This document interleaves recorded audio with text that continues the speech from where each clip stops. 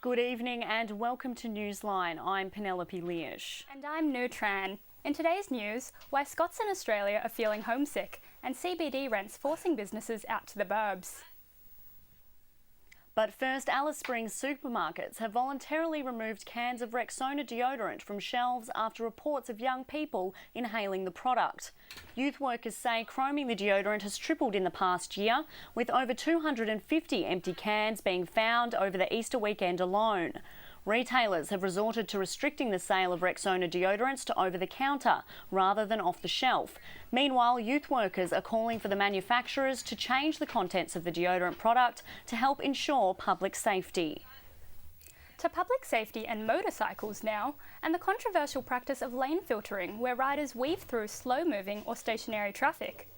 Although there are no specific laws against lane filtering in Victoria, riders can be fined more than $500 if they are caught moving out of a marked lane, overtaking to the left of a vehicle, or for not leaving a safe distance while overtaking. While filtering could have safety and congestion benefits, the state government has rejected calls to allow it, saying that filtering was a factor in 3 fatal motorcycle accidents in Victoria, and that there is not enough evidence to endorse the practice. The Labor opposition has pledged to allow filtering in the event it is re-elected to power. To overseas news now with Van Nguyen. Thanks, Penelope. The parents of 22-year-old Elliot Roger have revealed that they were madly trying to find their son while he was out killing innocent people. Roger's mother, Lee Chin, received a 140-page manifesto from her son and went straight to his YouTube page, where he'd posted a video outlining his plans to slaughter women. Roger took his own life after what he called the Day of Retribution. More in crime, police have charged a former detective with murder and wish to question another after a Sydney student disappeared 5 days ago. Jamie Gow, 20, from Hurstville, was last seen talking to 2 men in Padstow before getting into a white car in the city's southwest last Tuesday afternoon.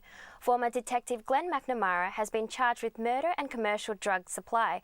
Officers are searching for disgraced former Detective Roger Rogerson, who's believed to be in connection to the disappearance. Police are urgently asking the public with any information to come forward. In other news, Darren Hinch today presented a petition demanding the publication of a sex offender registry on the steps of Parliament. Hinch has spent the last week on what he dubbed the Jail to Justice Walk, where the former radio host walked 180 kilometres from the Langi Kalkal prison to Melbourne CBD, collecting almost 130,000 signatures on a petition in support of the register. Thanks, Van.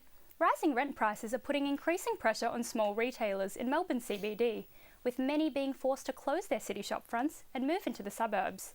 Clancy Holsgrave reports. Melbourne's laneways were once filled with small locally owned and operated businesses. But rising rent prices are now making the CBD unaffordable for many retailers.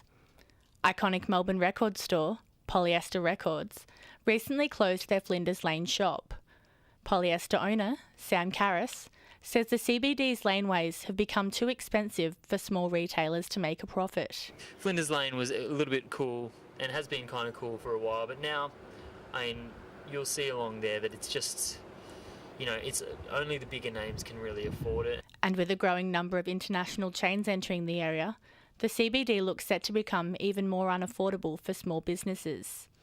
It will just, if it hasn't already, turn into Chadstone in the city. It's just, you need to have a lot of money and you need to be turning over a lot and you need to be backed to be in the city. But it's not only retailers that are feeling the pinch. The hospitality industry is also struggling in the CBD. Rachel Ward, owner of a cafe on Little Collins Street, says her business has been one of the lucky few in the area that has managed to remain profitable. About 6 months ago, I did a count of the number of businesses in the area that had closed down, and it was about 16 in the past 6 years. And I personally feel that's a really high turnover.